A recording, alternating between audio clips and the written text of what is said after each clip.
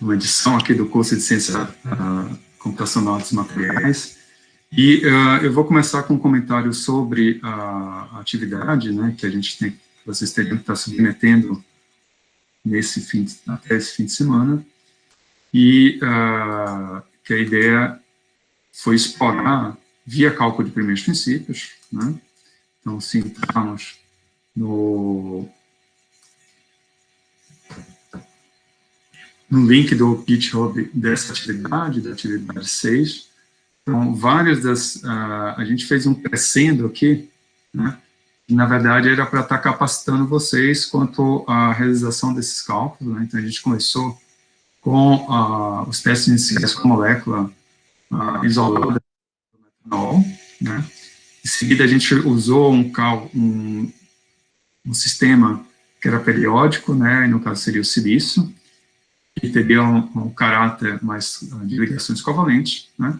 E, finalmente, a gente chegava no caso do alumínio, né? Que tem um caráter mais metálico, né? E a proposta, então, para essa atividade era fazermos um estudo quanto às interações entre as moléculas, duas moléculas idênticas, né? Por isso, homodímero de metanol, ou seja, o dímero do metanol, né? De tal modo que, em função das propriedades, das energias que vocês estivessem obtendo, a gente vai depois compilar todas as informações, isso está aqui na planilha, né? Então, a planilha ela começa com um passo zero, que seria a molécula isolada, né? Em seguida, vocês estarem fazendo o cálculo para diferentes estruturas, né? 3 configurações, a configuração 1, 2 e 3, e cada discente, ele teria esse exercício, né, de estar fazendo a uma certa distância. Então, a partir disso, dessas informações, a gente vai criar uma curva de energia potencial e certamente parametrizar, né, um potencial do tipo Lennard-Jones para esse homodímero de metanol, né? Então, onde potencialmente teria dúvidas, né? A primeira, para o relatório, a gente vai estar interessado apenas nesse sistema, tá? Então, tudo que for antes, o alumínio, o silício e a molécula de metanol, a gente vai usar, obviamente, né? Mas as demais partes não é necessário vocês estarem reportando vocês vão submeter, mas se concentrar nessa atividade do homodímero de metanol, tá? E, em seguida, né, está completando, que também pode ser algumas dúvidas, quem é essa informação que a gente vai estar disponibilizando aqui. Aqui é a energia total para essa configuração, né? No exercício, é solicitado de vocês calcularem a energia de interação, que nada mais é do que a diferença entre a energia total do dímero, por exemplo, essa configuração, menos 2 vezes a energia, né, da molécula isolada. Então, por isso que a gente precisa dessa informação aqui adicional, tá? Ela vai ser usada para depois obtermos a energia de interação entre o metanol e o metanol, entre 2 moléculas de metanol, né?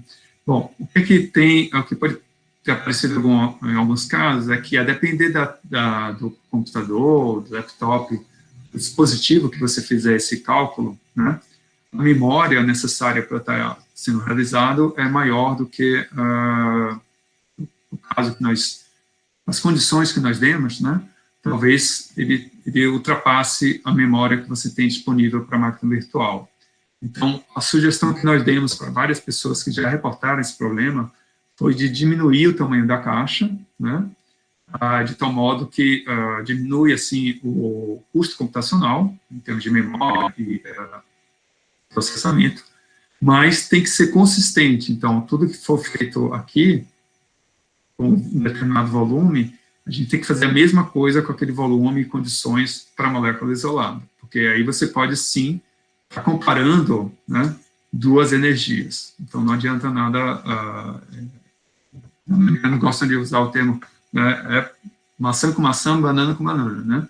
Então, se eu fizer o cálculo da minha energia da molécula isolada em um certo volume, né, e da minha molécula, do meu dímero, em um volume diferente, isso se esse cálculo não for convergido, em termos do tamanho, né, do sistema, possa ser que essa diferença ela seja afetada, né, a gente não está usando as mesmas condições. Então, já para evitar esse tipo de problema, né, a ideia é refazer o cálculo da molécula isolada usando o mesmo volume que foi utilizado por Dina. Então, mas se você teve problemas do ponto de vista computacional para estar realizando com o volume que nós sugerimos, a proposta aqui seria de estar diminuindo, né, mas tem que ser feito em ambos os casos, em ambas as situações, né, sobre as mesmas condições, sobre o corte de energia, bem como também do volume, né, que vai estar sendo utilizado, tá bom? Então, essas seriam as minhas instruções ou conselhos para a submissão desse relatório, né, que vai estar se encerrando nesse domingo. Então, foquem, né, na redação do relatório apenas nessa atividade do homodímero e reportem aqui no formulário os resultados que vocês obtiveram, porque a gente vai usar essas informações para exatamente obter uma energia, um potencial que vai descrever a interação entre essas duas moléculas. Tá? Essa que é a proposta do trabalho. Qualquer dúvida, vocês fiquem à vontade de estar nos contactando. Tá? Então, essencialmente seria isso. E aí, pelo que vocês viram até das correções que nós encaminhamos, tentem desenvolver melhor, né, alguns desses resultados, porque é onde está a física, né, onde está explorar um pouquinho essa interpretação dos resultados que podem ser obtidos, seja lá qual for o método que a gente estiver utilizando. Tá bom? Vou deixar aberto, se alguém tiver alguma pergunta quanto a essa atividade, fique à vontade de estar ou abrindo o microfone ou colocando no chat. Então, qualquer dúvida, né? Só lembrem que a submissão seria até agora, né, esse domingo próximo, e a gente teria mais uma atividade a ser submetida em termos de projeto, mas que está ligado à parte de elementos finitos.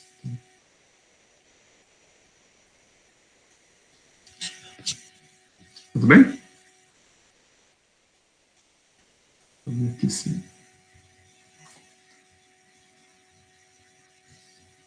Tá, não, tem uma diferença. Uma está em read bags e a outra tem electronvolts.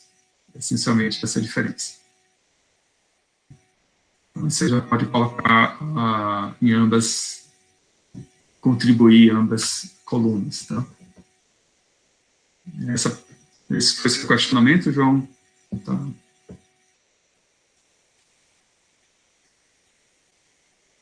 Não, a energia de interação a gente vai calcular de outra forma, né? A gente...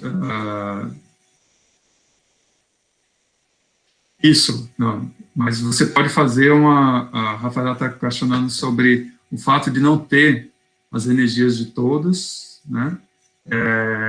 A gente ainda não vai ser possível no relatório de vocês reportarem quanto às relações. Mas note uma coisa, né? Aí fica uma dica. A gente manteve a mesma ordem aqui do termos dos números USP, né? Então, todo mundo está praticamente olhando para a mesma distância, certo? Então, você pode fazer uma comparação entre as distâncias, por exemplo, né? Será que uma interação do tipo, que aqui você tem o hidrogênio, né? Aqui já uma outra, vai favorecer um outro tipo de interação, né? Qual delas seria de menor energia? Então, é uma coisa que já dá para discutir sem a gente precisar ter toda a curva, né? Mas, em seguida, depois da execução da atividade, eu vou compilar tudo isso e fazer da mesma forma que nós fizemos no caso da dinâmica molecular, né, e do Monte Carlo. Acho que eu respondi a sua pergunta, Rafaela. Tudo bem?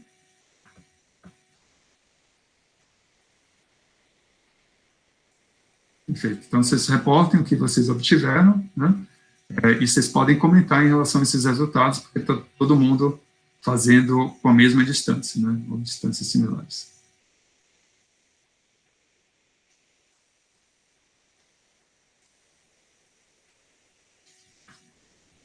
Lauro, você fez um comentário aqui sobre o sistema físico, em que sentido?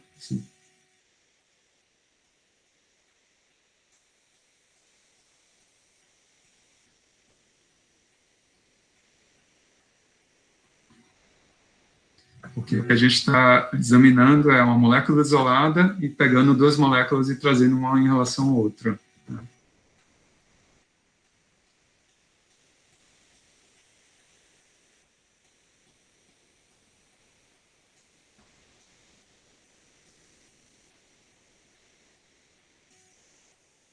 E no caso do Monte Carlo, a questão toda era qual é o efeito, né? Que você tinha informação sobre bulk, qual é o efeito quando você confina. Né? Acho que essa era a proposta. E aí, com isso, você consegue, se você se lembra do que foi discutido durante a aula, o que a gente estava fazendo era uma relação determinando o diagrama de fases, né? Ou seja, você variando o potencial químico seria equivalente a gente está variando a pressão. Se eu me recordo, isso estava assim, antecedendo a execução do laboratório, foi feita essa proposição, né? Inclusive a gente até caminhava, né, dentro no diagrama de fases, o que seriam essas variações. Eu não sei se foi esse o seu comentário. Fique à vontade de abrir o microfone, né? Porque às vezes...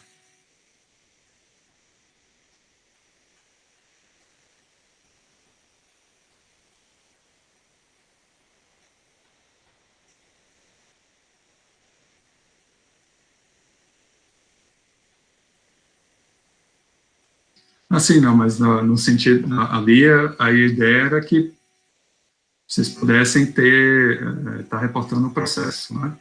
Em cada um deles. Em cada uma das situações, né? No relatório. Bom,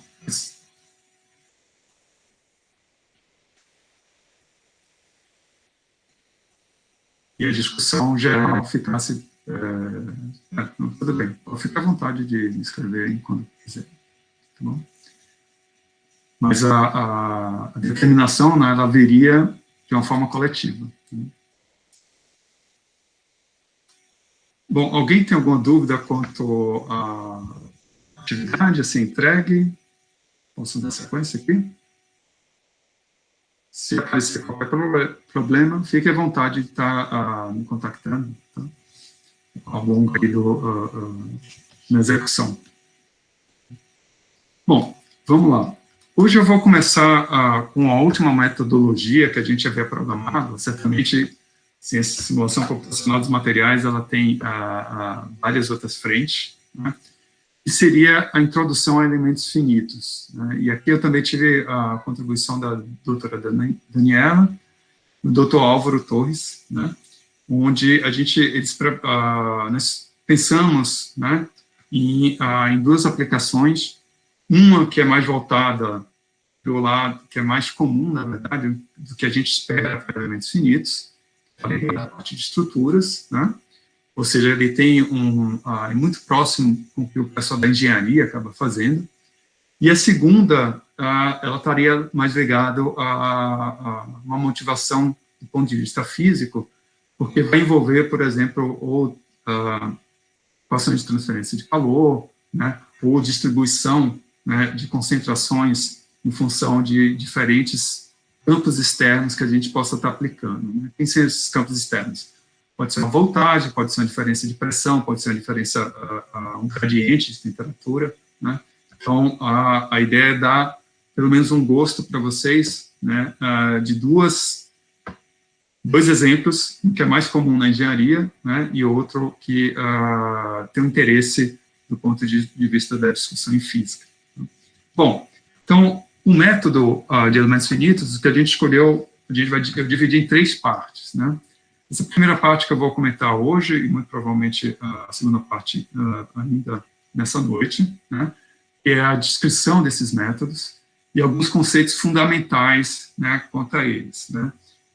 Eu tenho que confessar, e aí a Daniela vai até rir, né, porque quando a gente estava discutindo o que mostrar, eu fui bem, meio que fiz uma censura, assim, eu falei, olha, a gente está dando um curso para física, não é para engenharia, né, então vamos tentar tornar as ideias mais interessantes, né, porque o físico vocês vão ver, quando eu mostrar, poxa, isso aí é igual a KX, né? Então, isso eu sei desde o meu ensino médio, né? O que é que eu vou ganhar em relação a estar aprendendo um pouco mais sobre isso. Mas a ideia aqui é mostrar o quanto que, de fato, esses métodos, que é um método contínuo, né? Eles podem ser úteis para várias frentes, né?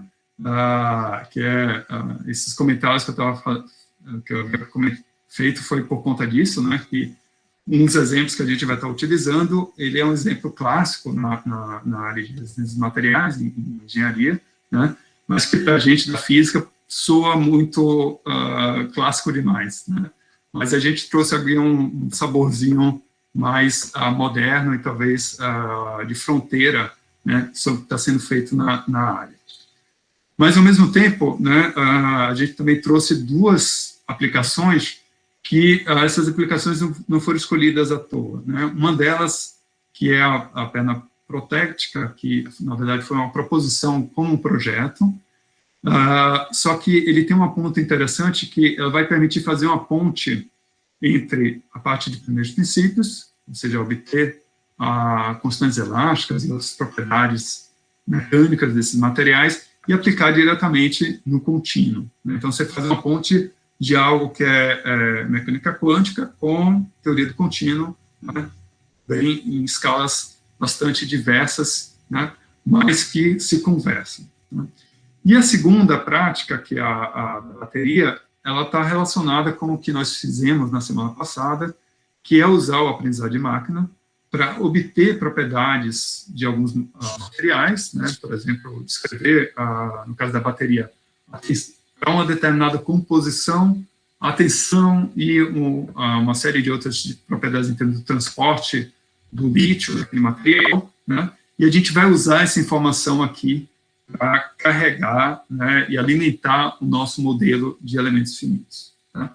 Então, foi escolhido foi exatamente fazer essa ponte entre o que nós vimos do ponto de vista atomístico, né, ou de primeiros princípios, e o que nós vimos do ponto de vista das propriedades materiais que a gente pode fazer via a mineração de dados, via a aprendizagem de máquina. Com isso, a gente conseguir descrever completamente o nosso sistema. Tá? Então, essa aqui vai ser o roteiro, né, de hoje e na próxima semana, e com isso a gente encerra, né, a exposição dessas várias metodologias, né, e a ideia é encerrar de tal modo que a gente possa fazer a conexão entre algumas dessas escalas. Então, dessa forma, você vai ver que podemos conectar, né, diretamente uma dessas das metodologias, seja como uma motivação, como exemplos, né, como também para a aplicação que vocês vão estar utilizando nos projetos de vocês. Tá? Bom, nessa primeira parte, essencialmente, eu só vou demonstrar o que é, né, passar por alguns conceitos fundamentais, né, fazer um breve histórico sobre os elementos finitos, comentar sobre algumas vantagens e desvantagens, e aqui tem um ponto importantíssimo, né, que o exemplo que a gente vai estar utilizando, né, por conta de licença, a gente não vai estar utilizando, fazendo um cálculo de elementos finitos, usando um software comercial, porque a gente não pode disponibilizar a licença para vocês, né? Só que a gente vai usar um software que é livre, né? Mas de qualquer forma, o que está por trás dentro daquele software, ele permite que a gente possa estar explorando, né, essa metodologia de uma forma mais efetiva para diferentes exemplos, né? Também tem várias outras opções que eu vou comentar ao longo da discussão com vocês, né? Infelizmente, né, para alguns desses software de elementos finitos, que envolve diretamente o uso na indústria, essas licenças são relativamente caras, né? Relativamente, eu falo da ordem de dezenas de milhares de reais, Então,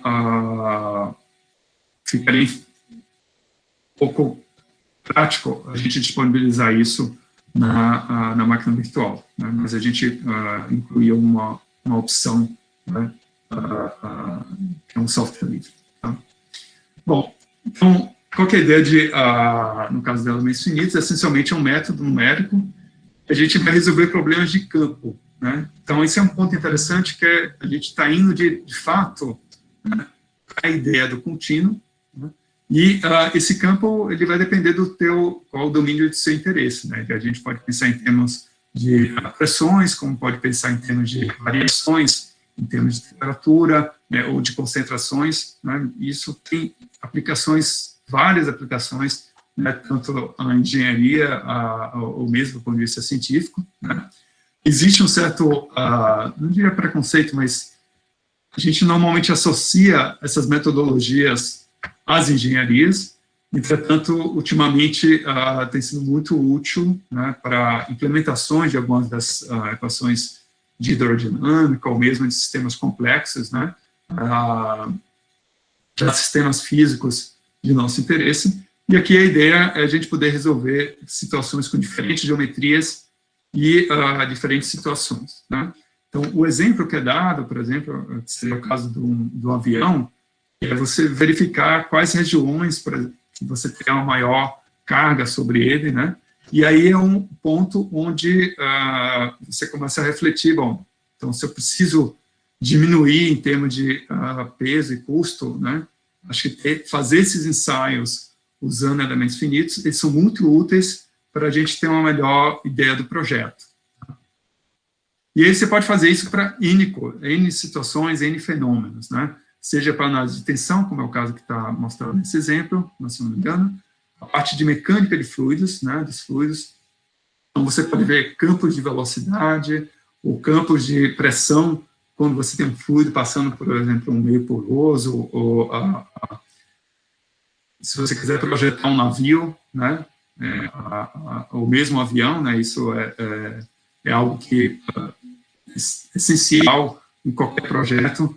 A parte de transferência de calor, né, então como muda com a geometria, com o material, com as condições de contorno que você tem pondo, problemas de difusão, né. Então, recentemente, eu particularmente estive bastante envolvido, né, em proposições onde a gente tenta fazer dispositivos de microfluídica, que é para você melhorar, né, a performance de algumas reações químicas, ou seja, você tem uma conversa muito próxima com o pessoal da engenharia química, né, e o ensaio, né, via elementos finitos é fundamental para você escolher a melhor geometria, né, e otimizar o transporte desses sistemas.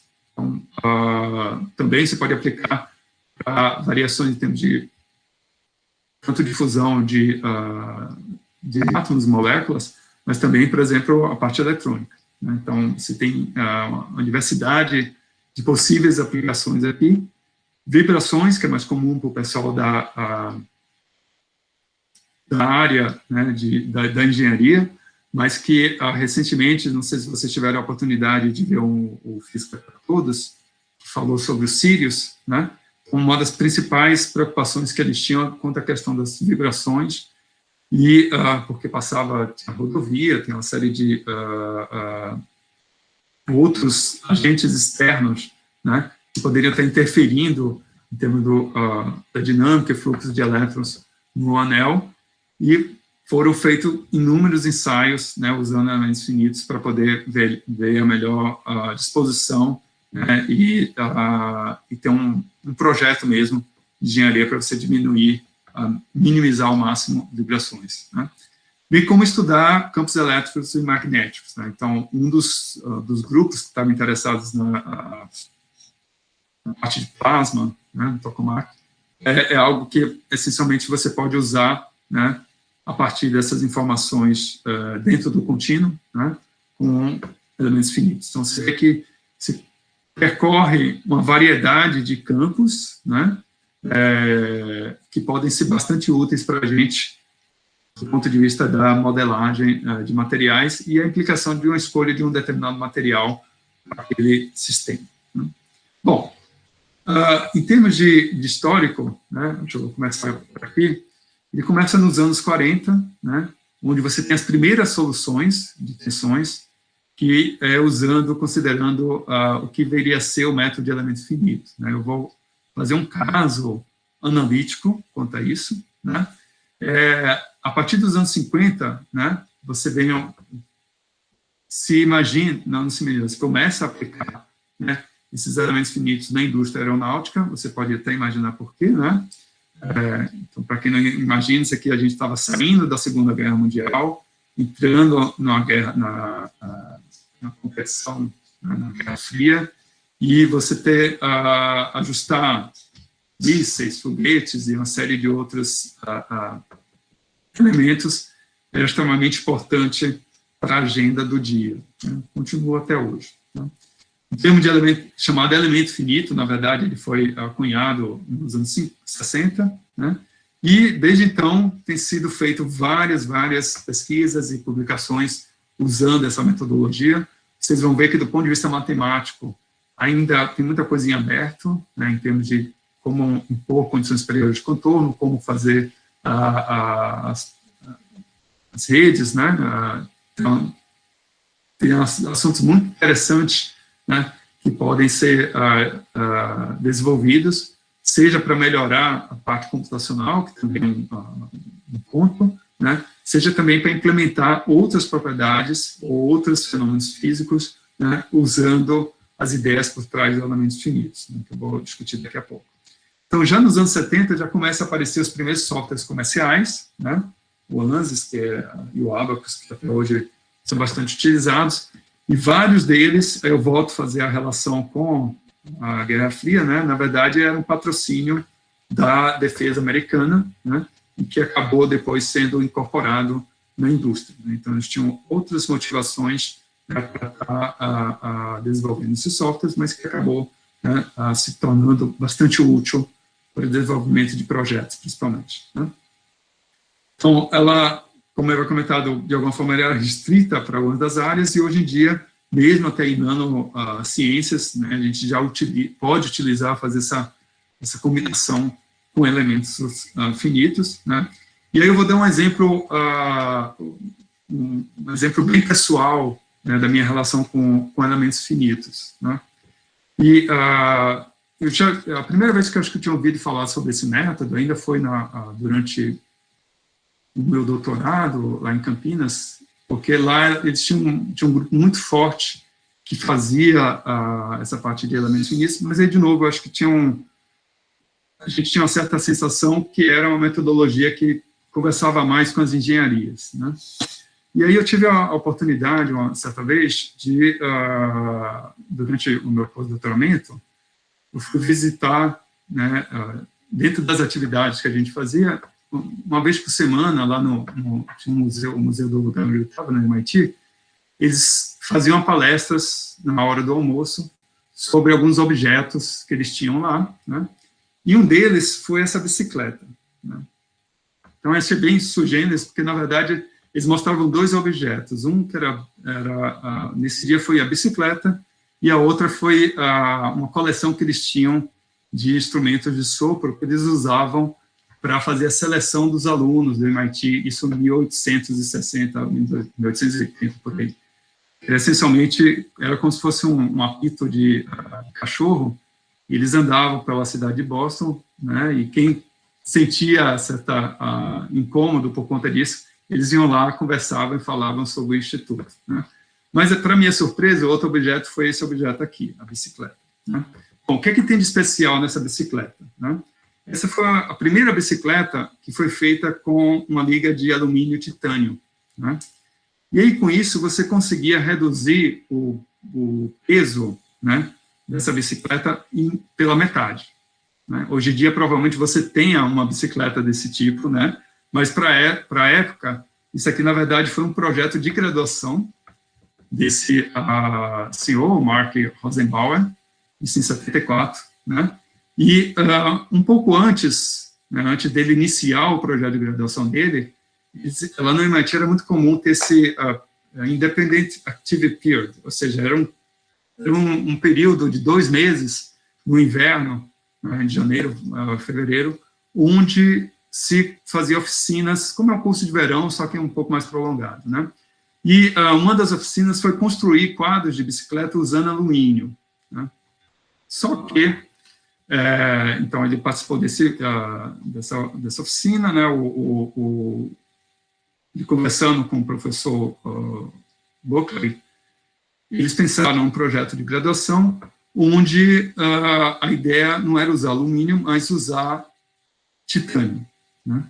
Só que o titânio, na época, 74, o custo dele era proibitivo, né? Essencialmente, você conseguia titânio apenas no MIT e talvez na universidade, lá na Califórnia, em Berkeley, né? Porque você fazia usinagem, né, e fazer todo o processo, e você tinha que estar, de alguma forma, ligado a algum projeto, né, da indústria aeroespacial. Então, era muito caro.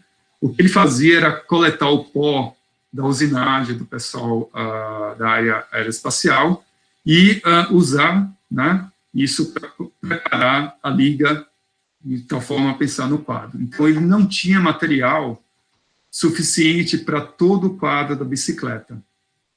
Mas, aí o que ele fez? Bom, ele teria que descobrir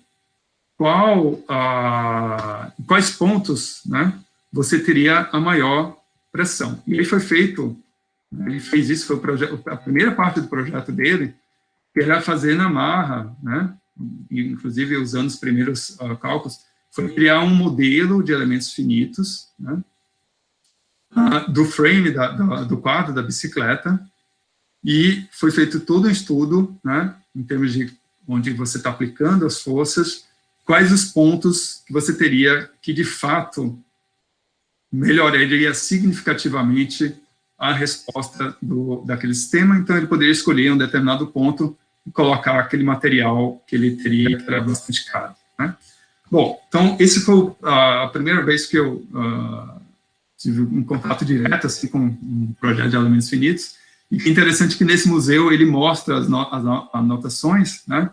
E o Mark, né, nesse dia, ele estava lá, e acho que foi muito emocionante ele falar da experiência dele, né, que é um projeto de graduação, né, e serve para inspiração para vocês. Olha, o projeto de graduação dele foi criar uma bicicleta, né, que pudesse ser mais leve,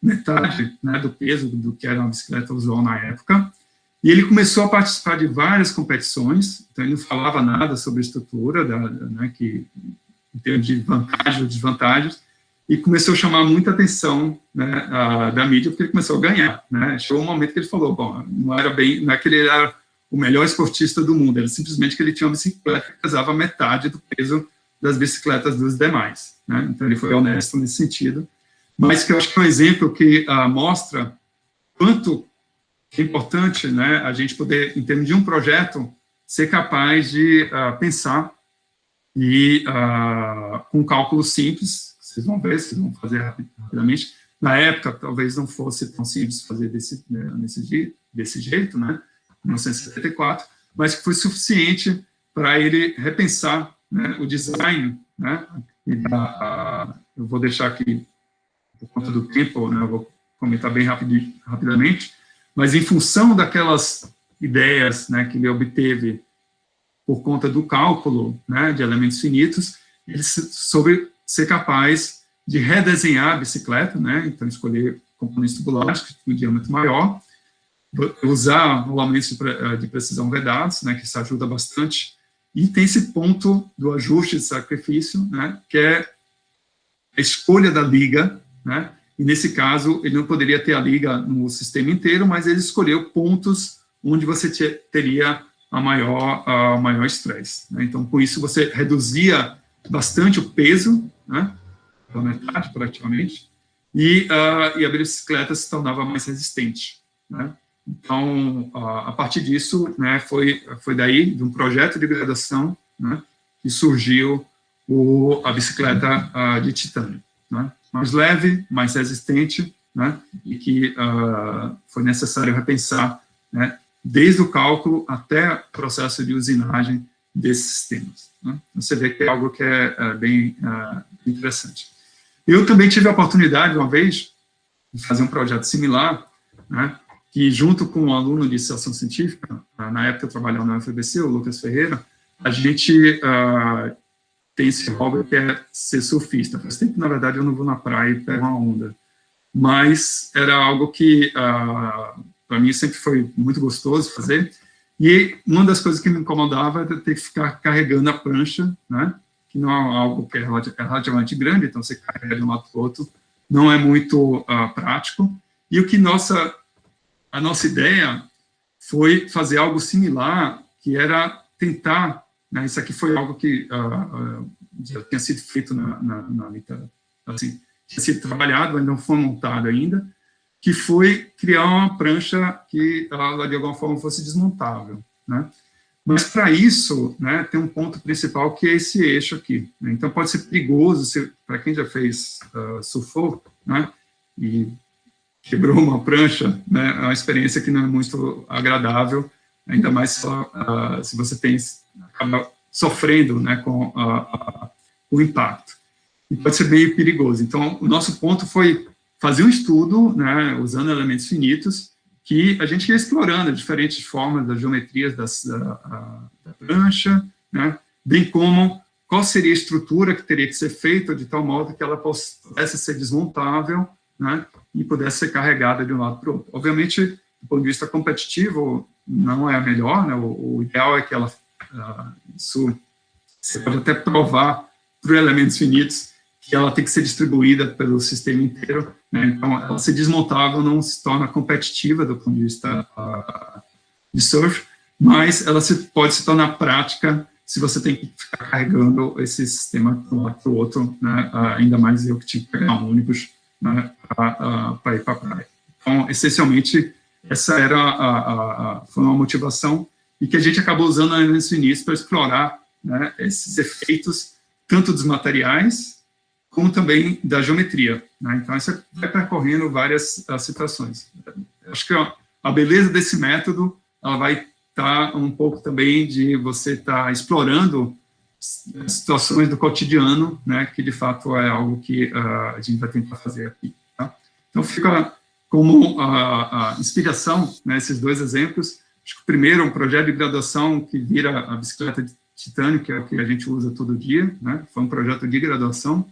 E essa outra, que foi algo mais particular aqui do grupo, onde a gente explorou, né, a geometria de prancha de surf, né, para melhora do design, mas essa proposta dela ser desmontável, né? Então, assim, física pode ser também cool, num sentido mais amplo, né, em termos de diversidade de aplicações. Bom, então vamos começar com a parte dos conceitos fundamentais, né? E para isso, eu vou voltar vou introduzir, né, com a grande motivação, e que é o ponto fundamental desse método, que é o fato da gente ter que discretizar o nosso domínio, né? Então, o que é o domínio? O domínio pode ser qualquer sistema da qual você está interessado, né? Então, vou pegar o caso, por exemplo, de uma determinada estrutura, né? Então, o que vai ser feito? A gente vai pegar a estrutura como ela inteira, né, e vamos discretizá-la. Então, vou pegar algumas regiões, né, de tal modo que eu vou diminuir, né, a área, ou poder descrever, né, esse sistema como um todo, mas a partir de certas regiões. Essas regiões são chamadas elementos, né? Então, eu posso fazer uma discretização, aí tem várias maneiras, eu vou comentar. Uma delas é a partir de triângulos, outras têm outras vantagens, né, se você faz com quadrados e assim por diante. Então, qual que é a grande vantagem aqui? É o fato de você poder, para qualquer geometria, né, ser capaz de criar, em princípio, né, uma malha que vai descrever aquela geometria, que é composta por diferentes elementos. E esses são os elementos finitos, né? Então, obviamente, quanto mais complexa for sua geometria, significa que você vai ter que precisar de mais elementos para estar descrevendo, né, esse sistema, e, portanto, você tem um custo computacional maior, né? Essa aqui é o contrapeso, né? Você tem sempre a maneira de discretizar, contudo, você tem um custo que você tem que pagar por ele, né? E aí a gente pode usar diferentes formas para está descrevendo esses elementos, né? Pode ser tanto de segmento, de reta, ou triângulos, quadrados, né? Ou mesmo estruturas tridimensionais, né? E, com isso, o propósito aqui é ser capaz de, dada uma estrutura completa, né? A gente discretizar ela em pequenos pedacinhos, né? Se eu fosse fazer de uma maneira conceitualmente bem simples, seria essa proposta. Então, esses pequenos pedacinhos são chamados elementos finitos, né? O que a gente precisa fazer agora é integrar, né? Se eu quiser estudar um efeito de um determinado campo, né, sobre aquela estrutura, sobre aquele sistema, né, como está conectando esses vários elementos e como é que vai estar se propagando, né, aquela equação matriz sobre todo o sistema. Então, é onde entra a parte computacional, né, e a discussão em termos do contínuo. Então, de uma maneira bem simples, o primeiro ponto que a gente vai estar participando, vai estar discutindo, é quanto a essa discretização, né? Então, note que a gente estava muito acostumado a pensar em termos de átomos, moléculas, agora nós perdemos completamente essa visão, né? Ela se torna algo que é do contínuo, né? Que pode ser discretizado em pequenos elementos, né? E aí, se você for pensar o máximo possível que você pode imaginar, é que cada elemento aí seja um átomo, né? No final das contas, esse é o limite, né, em termos de discretização, que é o que a gente vai discutir aqui mais no final da aula, né? Bom, então, agora que eu tenho a estrutura, discretizei, né, e tem os elementos, como é que eu vou fazer a conexão entre eles, né? Então, tem o elemento 1, 2, 3... Essa conexão é feita para o outro agente, né, dentro dessa discussão, que são os nós, né? Então, todos esses elementos estão conectados por nós, né? Então, a solução que a gente teria, por exemplo, no elemento 1, né, a gente vai estar utilizando informações que você tem no nó 1, no nó 2 e no nó 4, né? E, para isso, a gente vai usar de interpolação, né? Então, você vai ver que, numericamente, né, a relação entre os diferentes elementos e os nós é algo relativamente simples, né? O problema é quando, de fato, você tem uma malha com uma certa densidade de pontos, e isso se torna mais caro do ponto de vista computacional, né? Então, aqui a gente pode pensar que os elementos 1 e 2, eles vão estar compartilhando as soluções entre os nós, né, 2 e 4, e você tem vários graus de liberdade. Então, no caso do sistema contínuo, né, esses graus de liberdade são infinitos, né, porque você pode escolher infinitos pontos aqui da qual você pode estar fazendo essas conexões, né. Só que, nesse contexto, o que a gente tem para os elementos finitos, né, você tem um número finito de pontos da qual a gente vai estar usando para fazer essa discretização, tá? Então, por isso que o nome é elementos finitos, né? Então, você tem você vai ter um certo número que é finito, né, que a gente está usando para estar discretizando aquele sistema, né? Então, o que é que eu preciso fazer agora, né? A gente vai discutir um pouquinho sobre como vai estar relacionado, né, na prática, né, o que é que ele computacionalmente ele vai estar fazendo, e quais sistemas ou fenômenos a gente pode estar descrevendo, né? Então, quais equações eu posso estar, de alguma forma, mapeando dentro desse conceito do contínuo, né? E que vão se conversar a partir desses fundamentos básicos, né? Que é os elementos e os nós, e com isso a gente conseguir construir descrever o nosso sistema, né? Bom, então, o primeiro exemplo que eu vou estar utilizando, né, eu vou agradecer a Daniela pela escolha e também pela sugestão da parte analítica, né? Então, vamos pegar esse caso, né, e você teria um modelo de uma barra que está sob uma tensão, uma tração, aqui uma certa força, né, e você consegue, né, a gente consegue resolver esse problema do ponto de vista contínuo, né? Então, note que a gente já não vai estar usando nenhuma informação atomística a priori, né? Então, essencialmente, vai ser informações que a gente já conhece de física clássica, né? E a solução analítica dela é por essa forma, ou seja, o deslocamento, né, em função do x, ele vai depender da força, né, e onde outra série de propriedades da área, do sistema, uma série de propriedades, né, referentes àquele material e essa geometria, né. Então, essa solução, eu vou mostrar para vocês como é que se chega nela, né.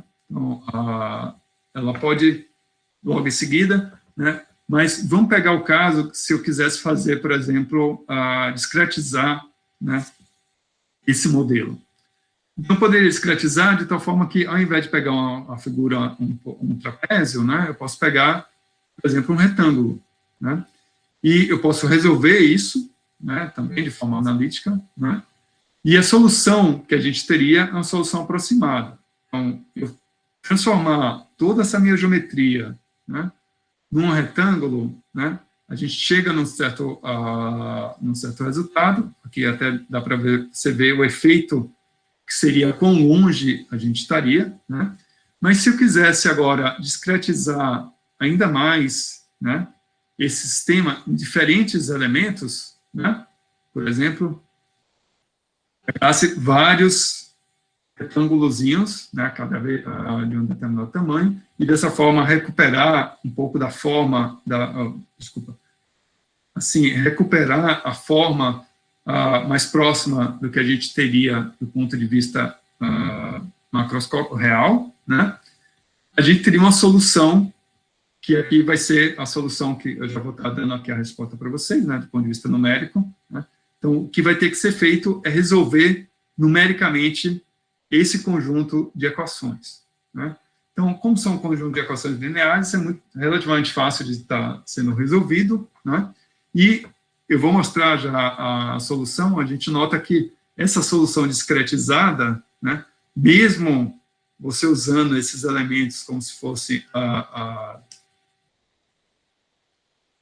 os retângulos, né, você recupera o que teríamos do ponto de vista da solução analítica, né? Bom, essa solução analítica, de uma forma bem rápida, né, como é que a gente chega nela? A gente vai usar algumas propriedades, né, dos materiais, e aí onde eu falo que talvez não soe tão interessante para a física, porque, na verdade, a gente vai assumir que o material obedece à lei de Hooke, né, ou seja, F igual a KX, é isso, né? Então, de uma forma mais elegante, a gente vai estar dizendo que as tensões, isso está relacionado às propriedades elásticas daquele material, né, e você consegue obter, né, isso através da força da área. Na prática, né, o que vai estar sendo resolvido, esse movimento, ou seja, o deslocamento para cada uma dessa força que eu estou aplicando, quanto que essa barra vai estar se deslocando, cada elemento dela, ela é definida por essa equação diferencial, ou seja, de novo, a gente cai na equação de Newton e na lei de Hooke, ou seja, né, nada de muito excitante do ponto de vista da física clássica, mas que aqui vem algumas informações importantes que normalmente não são trabalhadas, né? Uma que é a propriedade do material, o modo de elasticidade, a outra é a seção transversal da barra, né? O quanto que está sendo deslocado, né? E em função, né, da força aplicada em uma determinada extremidade, né? Bom, para isso a gente pode aplicar algumas condições de contorno, né? Ou seja, na parede, esse deslocamento é zero. Isso gera um certo vínculo, né, que vai depender da força dessas propriedades que a gente tem, né? Estamos aplicando um campo externo, propriedade inerente do material e a variação da área em função da distância em relação à força que você está aplicando, né? Se chega, né, nessa resposta, né, acho que está chateando vocês, mas vamos lá. No final das contas, o que a gente chega é que você tem a variação dessa área em função desse comprimento, né? Conhecendo quem seria essas relações geométricas da minha peça, né? Sim, isso, verdade, Lauro. Foi um erro nosso aqui, tá? Eu estou olhando o deslocamento em função, né, da direção X, do comprimento. Então, essa variação, que é exatamente essa relação que eu estou procurando aqui, ela vai depender, então, da minha área inicial, né, e aquelas relações, né, em cada posição onde eu estou, em função, né, do comprimento, né, total da minha barra, né.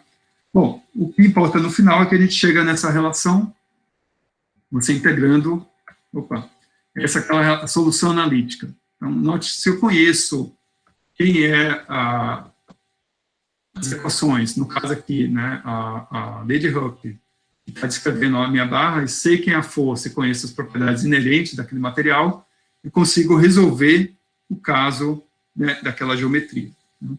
Se eu for comparar, então, as diferentes situações, né, então aqui a gente tem o deslocamento da barra em função, né, em cada um desses pontos, a solução analítica exata, né, essa curva em preto, a solução aproximada, né, que, ou seja, transformar esse trapézio em um retângulo, né, ele tem esse comportamento. Então, note, se eu estiver interessado, provavelmente na ordem de grandeza, de alguma forma estou recuperando, mas não estou recuperando, né, o comportamento correto do meu sistema. Se eu, entretanto, fazer a discretização, né, uma solução discretizada daquele problema, né, a minha solução dessa discretizada, note que ela cai em cima, né, da solução analítica. Tá? Então, você pode melhorar ainda mais, né, essa tua solução, escolhendo, né, melhorando a tua resolução da tua discretização. Né? Obviamente, você tem um curso computacional aí, que é, quanto mais elementos você tiver, mais caro computacionalmente vai ser aquele sistema. Tá? Então, essencialmente, essa que é o espírito, né, por trás dos elementos finitos. Né? A gente, se tem um sistema contínuo, muitas das vezes a gente talvez não consiga resolver analiticamente esses casos, mas você pode discretizar em elementos da qual você conhece, né? E com isso poder resolver situações complexas, né? Ou mesmo para diferentes fenômenos, onde a solução que a gente vai estar procurando é resolver numericamente, né, essas relações que eu vou discutir daqui a pouco. Né? Ela é geral, no sentido que, a depender do tipo de fenômeno que você quer descrever, né, a gente vai ter cada uma das equações relativas àquelas diferentes situações. Né? Bom, então, qual que é o objetivo aqui, em termos de estratégia? Primeiro, a gente vai ter que discretizar o domínio, né? Depois, obter o conjunto de equações para cada um dos elementos, né? E aí, quem são esses conjuntos de equações depende do fenômeno que você está interessado em estar explorando. Né? Então, nessa aula de hoje, a gente vai falar sobre a parte estrutural, né? Então, a parte o comportamento elástico desses sistemas. Né? E, para a gente fazer a montagem, então, a gente vai precisar, né, nesse caso, em particular, quando você estiver pensando na parte elástica, né, seria uma relação onde eu preciso saber qual que é a matriz de rigidez global, né, o vetor de deslocamento global e o vetor de força global. Né. O Lauro fez uma pergunta que era a questão do curso computacional. Isso depende muito da geometria, né? Mas se a gente fosse fazer no caso da prancha de surf, era uma coisa de meia hora, muito rapidinho, né? Isso para quase 7 anos atrás. Então, hoje em dia deve estar muito mais rápido, né? Você vai ver que, na prática, a gente vai escolher uma geometria que é bastante complexa e que o cálculo em si, para cada um desses elementos, é muito, muito mais rápido do que um cálculo de DFT, né? Só que, se sua geometria tiver uma densidade de pontos relativamente alta, é onde começa a se tornar um problema. Então, ainda assim, o DFT é o mais caro de todos. Mas se você for fazer um avião, né, com uma resolução de milímetros, aí, né, ambos se tornam bastante competitivos. Né? mas ele pode ser tão complexo quanto é a tua discretização, quanto é a tua malha. Mas a solução das equações, as equações que a gente vai estar resolvendo são relativamente... para esse caso aqui, né? Se você for pensar nas equaçes de Navier-Stokes, por exemplo, já não é verdade. Bom, um outro ponto que, além dessas... Então, voltando, né? A gente tem a discretização do domínio, você tem um conjunto de equações que a gente vai descrever para cada um desses elementos, né? E vamos precisar, né, de montar quem seria o nosso sistema de equações, que vai depender dessa matriz, né, bem como o deslocamento global e a força global que está sendo aplicada no sistema.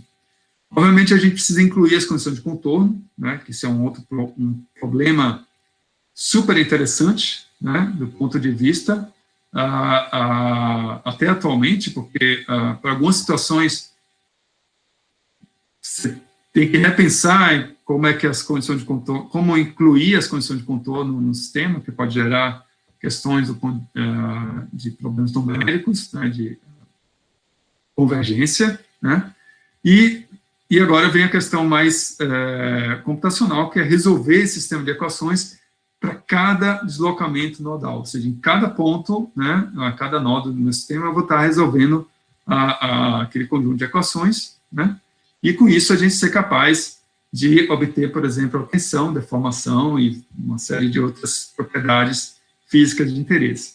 Então, muito da discussão que eu vou colocar aqui para vocês, eu quero ter esse cuidado de não ser muito simplista, né? Porque aqui a gente vai tratar de eu vou usar o exemplo estrutural, por ser mais fácil do ponto de vista físico, a gente ter uma intuição, né?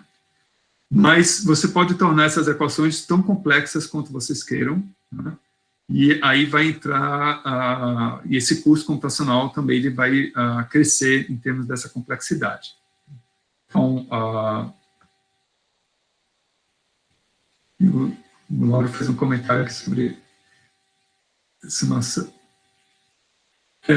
eu não sei se eu entendi bem o teu ponto, Lauro, mas pensa assim, mesmo nas condições de contorno, né, se, por exemplo, parte desse sistema está preso em algum outro, se você tem vibrações aí, né, se haverá quebra ou não do material, se tua malha vai ser alterada, né, durante o processo de execução do cálculo, né, se você está fazendo a injeção de um fluido, né, tudo isso pode ser uma questão, né? E tem várias estratégias matemáticas para tratar isso de forma que seja consistente com as equações que vão estar sendo discutidas, né?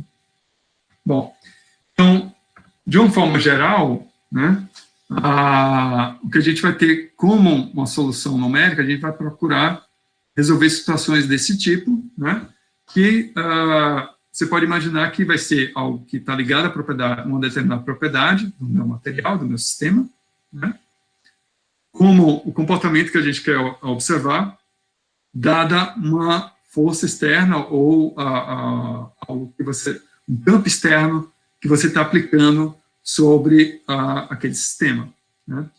E o que vai estar sendo feito de fato eu quero saber como é que é o comportamento daquela propriedade, né, daquele variável, né, que está sendo alterada em função, né, de um campo externo, e eu vou ter que resolver, né, esse conjunto de equações, né? Então, é inversa, né, dado a força, o elemento externo, né, que eu estaria aplicando sobre o meu sistema. E, note, você pode ter vários, a gente trouxe aqui alguns exemplos, né, pode ser um campo elástico, ou propriedades térmicas, de fluido ou eletrostática, né, e se eu pegar o elástico, por exemplo, a gente, como eu mostrei, né, seria o caso do deslocamento, quanto que aquela estrutura está sendo alterada em termos de tamanho, e o que a gente teria que fornecer é a propriedade de rigidez daquela estrutura, né, sendo que eu estou aplicando uma força mecânica externa, né. Eu poderia pensar também em propriedades térmicas, né, onde aqui a gente vai estar aplicando um gradiente de temperatura, uma fonte de calor, ou mesmo um sumidouro, né, Então, você pode criar um gradiente de temperatura naquele sistema. Eu vou estar olhando pela variação da temperatura, por exemplo, em função da peça ou da estrutura que a gente está interessado, e o que eu preciso fornecer é a condutividade térmica, né? Então, com isso, a gente consegue verificar, né, e simular como seria, né, a transferência de calor numa determinada peça para diferentes materiais, com diferentes geometrias e assim por diante, né? No caso do fluido, né, seria a força que a gente estaria aplicando sobre aquele corpo. Esse deslocamento seria o campo de velocidades, por exemplo, né? Então, eu consigo monitorar como o campo de velocidades muda, se esse fluido ele acaba, por exemplo, entrando, sendo confinado, né? Então você aumenta a velocidade ali, né? E depois você muda a geometria, e a informação fundamental que a gente estaria passando para aquele sistema seria a viscosidade, como eu também poderia estar monitorando a densidade e olhando, por exemplo, o campo de pressão, né? Então, a gente consegue ver esse fluido, você pode imaginar tanto um líquido, como também, no caso do avião, né, ele está passando por vai ter, se tem os gases ali, né, da qual ele vai estar exercendo, né, uma certa força sobre aquele sistema por conta da velocidade que você está atuando. E mesmo em eletromagnetismo, né, do ponto de vista eletrostático, a gente pode aplicar uma certa carga, né, da qual eu posso olhar como o potencial elétrico muda, mas para isso a gente também precisaria estar fornecendo uma propriedade que é a permissividade de elétron. Então, note que se tem uma diversidade, né, de fenômenos que a gente pode estar explorando, da qual podemos monitorar uma série de propriedades, dado um determinado carregamento, né, e, obviamente, né, a propriedade intrínseca do material estaria ligado a algumas propriedades desse material, que aí é onde eu vou querer fazer uma ponte com o que nós já vimos, né? Então, várias dessas propriedades a gente consegue calcular, né, seja via dinâmica molecular, seja via cálculo de primeiros princípios, né?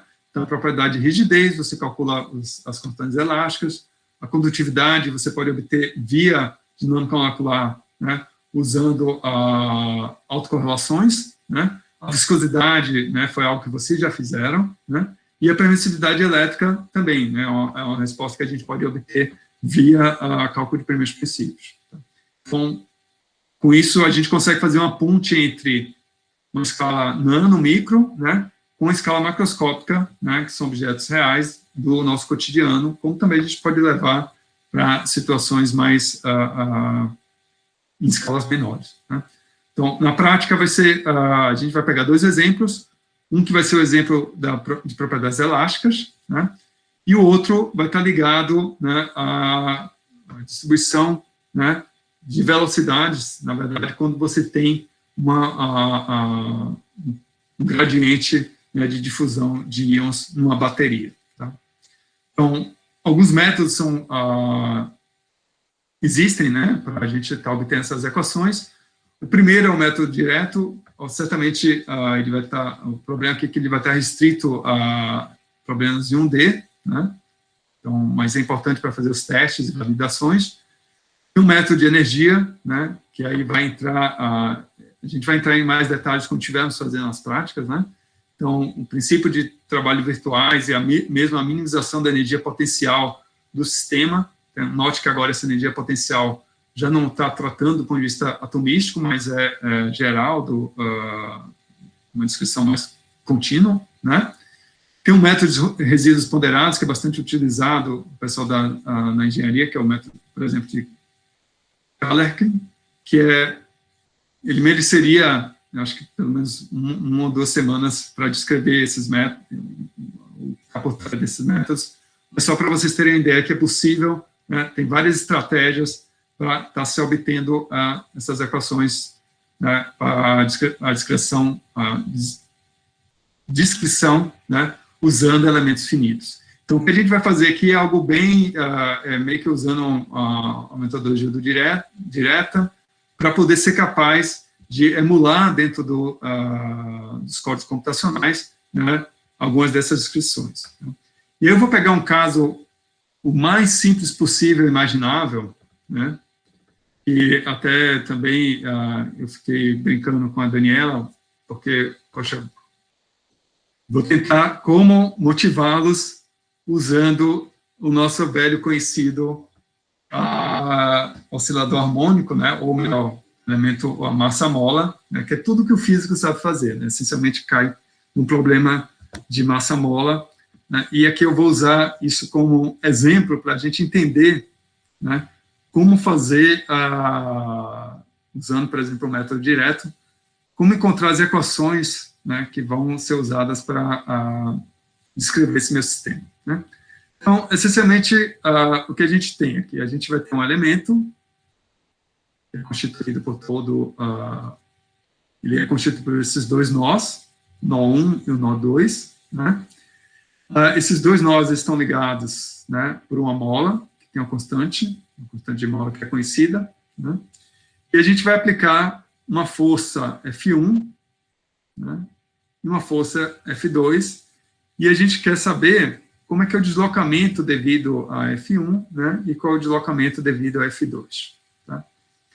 Então, nada muito surpresa nas nossas equações de física clássica, né, aqui tem a lei de Hooke. Então, F é igual a Kx, né, ou Ku aqui, nesse caso. Então, no equilíbrio para o nó 1, o que eu tenho? A minha F1, né, ele vai ser o K, essa constante de K dessa mola, vezes o meu deslocamento U1, menos o K, né, vezes o deslocamento U2. Eu quero saber quem esse cara está vindo. Então, num caso, eu estou aplicando, né, eu posso estar aplicando tanto positivamente quanto negativamente, né, e tem esse balanço de forças que estão atuando nesse ponto. Né. No nó 2, né, note que aqui a gente tem a inversão do sinal, né, onde nesse nó a gente tem um efeito de F1, que vai ser menos, de novo aí a gente vai usar as equações de Newton, né, onde você tem menos Ku1 mais o K do U2. Então, no final das contas, o que é que a gente tem? A gente vai ter um sistema, ele vai ser representado pela matriz de rigidez, que é essencialmente a constante de mola desse elemento, né? Os deslocamentos 1 e 2 que a gente está querendo obter, né? E as forças externas que estamos aplicando sobre aquele sistema, né? Aquele elemento, né? Que é formado por esses dois nós. Então, essa é a equação constitutiva deste elemento. O que a gente precisa fazer agora é fazer, se você for fazer para uma série de outros elementos no sistema, né? Então, se note que eu posso explorar essa ideia para diferentes outras situações, né? A gente está olhando do ponto de vista das propriedades mecânicas, como eu também poderia estar olhando do ponto de vista tanto da transferência de calor, né? Então, a gente vai precisar de usar a equação de transferência de calor, como também, né, se você tem uma difusão de concentração de componentes químicos, né, então você tem a equação de difusão, a equação de transferência de massa, e que a gente pode fazer para esses diferentes elementos. Então, de uma maneira muito simples, né, espero que a ideia é que vocês tenham pelo menos uma noção do que tem de mais fundamental nesse método, né. Então, no caso do elemento da mola, né, é essencialmente isso, a gente está incluindo uma propriedade do material, que no caso seria a constante de mola, e estamos explicitando, né, quem seria as equações que descrevem esses deslocamentos e essas forças. Então, aqui está sendo atuando sobre cada um desses nós, né. Bom, você tem uma série de vantagens e desvantagens nesses métodos, né. O primeiro, por exemplo, você pode modelar geometrias como vantagens, né, é o modelamento de geometrias bastante complexas, desde um avião, por exemplo, né, que você pode atacar uma grande variedade de problemas, né, que torna ele bastante interessante, né, Você viu naquela lista que eu dei em termos de fenômenos, a gente passou pela engenharia de materiais, engenharia mecânica, engenharia química, elétrica, né, de petróleo, e você pode pensar em outras N aplicações, né? Bom, essa solução, um ponto importante é que a gente pode incluir problemas que envolvem efeitos não lineares, isso é algo que é bem interessante do ponto de vista numérico, né? Inclusive, a gente até vê a questão do comportamento dos materiais. Quando você sai de regimes, né, que são os usuais na física, ou seja, grandes deformações, né, ou mesmo incluir diferentes condições de contorno no meu sistema, né, e que traz uma certa riqueza em termos desses materiais, né. Então, um exemplo que eu tinha, posso até depois colocar aqui para vocês, era a forma, né, da diferença entre um sino ocidental e um sino chinês, né. Eu vou, na prática, depois eu posso comentar sobre isso, né. E tudo tem um porquê.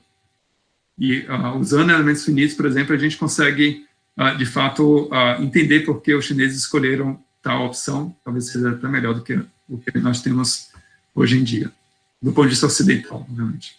Bom, então, isso você pode criar também carregamentos complexos, né?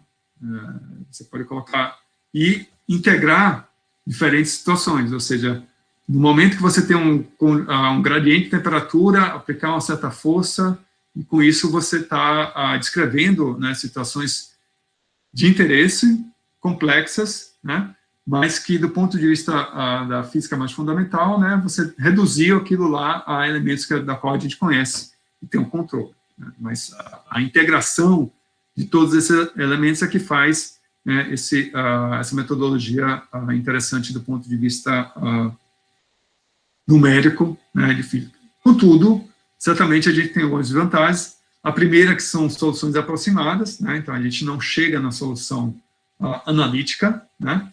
Você tem, obviamente, alguns erros, né, devido até o próprio processo de discretização e também da solução das equações constitutivas, né, do teu modelo, e aí tem um problema mais prático, né, que erros do usuário podem ser mais difíceis de ser detectados, né, então, como a gente não tem um controle direto sobre quer dizer, obviamente você pode olhar em cada ponto o que é que está acontecendo, né, mas muitas das vezes é mais difícil estar fazendo de cálculo de primeiros princípios ou de dinâmica molecular. É muito fácil você ver quando erra, né? Então, ou tua molécula, tua dinâmica acaba não convergindo, ou você não tem conservação de energia, né? Ou mesmo no caso de primeiros princípios, suas forças ficam muito grandes. Então, aqui é um pouco mais difícil, né, fazer esse tipo de amostragem, né? Bom, na prática, existem vários softwares disponíveis. Como eu havia comentado para vocês, o uso de software comercial, o problema é a questão das licenças, né? Podem ser relativamente caras, e um elemento inicial, né, de qualquer análise de elementos finitos é a criação, né, da tua malha, né, e você fazer também análise desses resultados. E aí onde aparecem algumas siglas que são bastante comuns, né, para o pessoal da engenharia. Eles, no primeiro semestre, eles têm um curso sobre isso, né, que é desenho assistido por computador, né, que é o chamado CAD. Então, você consegue fazer desenhos em engenharia em 2D, apresentação de sólidos em 3D, você pode colocar aqui diferentes materiais, dimensões, né, então você vai, a tua escala agora vira uma escala do teu projeto em si, né, e tolerâncias quanto a aquelas variáveis, né, e com isso tudo, né, acaba tendo um impacto, seja no ponto de vista do curso computacional, né, seja do ponto de vista da qualidade também da tua simulação, né. E o CAI já seria a engenharia assistida por computador, né, então você vai usar a mesma visualização para analisar um determinado projeto, a partir de uma geometria que foi criada, né, anteriormente, né, pelo desenho assistido por computador, né, e verificar o comportamento desse sistema, né. Então, aqui a gente, de fato, vai poder fazer uma análise de elementos finitos e podemos otimizar o nosso sistema, né. Então, posso escolher uma determinada geometria, uma determinada situação, né, entender onde você tem um maior aumento em termos de tensões ou de efeitos, né, que a gente teria para um determinado sistema, ou até mesmo verificar, por exemplo, aqui você vê que a malha quebra, né, tendo uma bala passando por dentro de um alvo, né, e aí como é que a geometria da bala pode favorecer, né, essa ruptura ou não. Então, o tipo de situação que, por exemplo, no caso da prancha de surf, foi o que nós fizemos, né? Então, a gente conseguia monitorar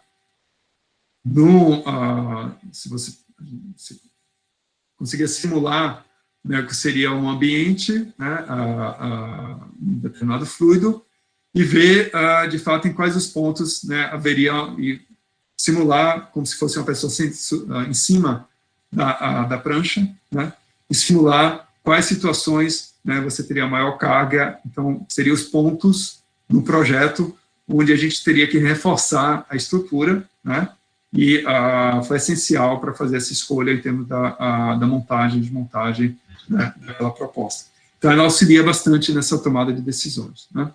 Bom, e finalmente, a manufatura assistida por computador, isso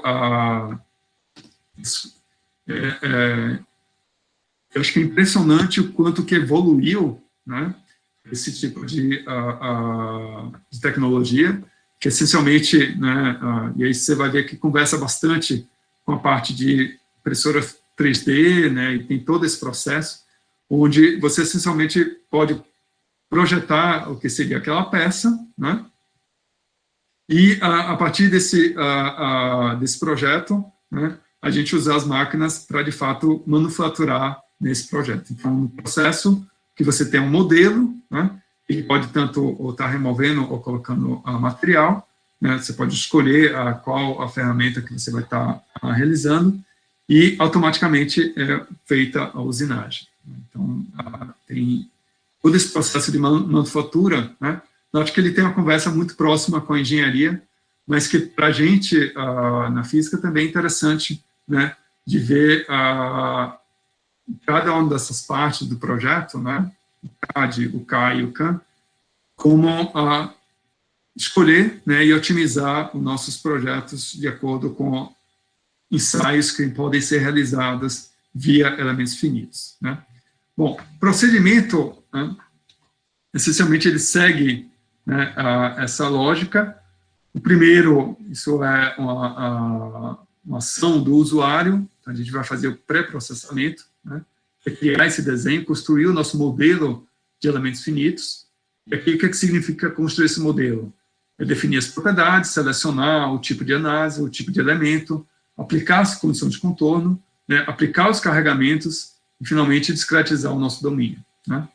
Uma vez que eu tenha isso, né, agora a gente vai, de fato, fazer a solução numérica, né, o processamento num computador, né, então é um processo de CAD e CAI, aqui, onde vamos estar resolvendo as equações, né, para aquele modelo que foi escolhido inicialmente, né. Uma vez solucionada, resolvidas essas equações, então a gente vai fazer um pós-processamento, que é visualizar e analisar esses resultados, né. Então, nessa escolha, você pode estar mudando o teu projeto, ou seja, mudar o teu elemento, a tua geometria, né, ou as condições de contorno que você estaria aplicando sobre aquele sistema, para finalmente ser capaz, né, de escolher a melhor opção e, dessa forma, né, fazer a manufatura daquele sistema. Isso pode, essa manufatura, entenda não só a produção como de engenharia, né, estrutural, o material daquele sistema, mas também pode ser aplicado para várias outras aplicações, como a gente eu vou comentar, que seria o caso das baterias, né, e outras, e uma aplicação, né, do ponto de vista estrutural, né. Então, acho que eu só vou vou dar esse exemplo aqui, eu vou fazer um intervalo com vocês, né? Isso aqui é usando um software comercial, né? Que ele fala um pouco do que aqui. Então, você começa a tabela de basquete, você faz o desenho dessa tabela, né? Você pode estar olhando para detalhes, visualizando em qualquer uma das direções, né? Tem alguns elementos básicos que vão ajudar aqui no processo, né? No cálculo desse material, desse tema, e que agora a gente vai aplicar, né? Vamos fazer um ensaio que seria aplicar forças, né? Sobre essa geometria, né? Essa matriz. Então, foi escolhida a força, e a força vai estar sendo aplicada, pode ser aplicada em diferentes pontos, né? Você pode escolher onde vai estar sendo aplicado, como também olhar, monitorar onde você gostaria de estar verificando, né? Então, no caso aí dessa tabela de basquete, né, ela tem alguns pontos fixos, e a gente vai estar realizando, né, um ensaio onde você vai estar aplicando a força, né, sobre a cesta, né? E você pode olhar em cada uma das dimensões, né, de cada uma dessas geometrias. Então, você vai construir. A pessoa da engenharia, no primeiro semestre do curso, eles têm um curso sobre isso, né? E aí se cria uma malha, né, dentro desse objeto que foi montado, né? Note que essa malha, nesse caso aí, tem elementos triangulares, né? Eu vou comentar das vantagens desses elementos, né? Eu já vou comentar logo sobre a questão da distribuição de massa. Isso é uma das propriedades que a gente faz. Então, se aplica uma certa força, você note que a gente já consegue ver, inclusive, até a intensidade, né, sobre cada parte, né, do meu sistema, quais as regiões você teria o maior efeito, né? O valor máximo estaria acontecendo aí nessa quina, na junção, na verdade, né? Então, você consegue ver o detalhe em qual região, né, vai precisar de um reforço. Isso foi um exercício parecido com o que o Mark tinha feito para a bicicleta dele, né? E também a gente já havia feito no teste da prancha de surf, né? Então, você tem uma noção em qual o valor máximo de deslocamento, aqui no caso, né? Ele estaria mudando do ponto de vista geométrico. E você consegue até projetar se você vai precisar de um material mais flexível ou não, ou mais rígido, né?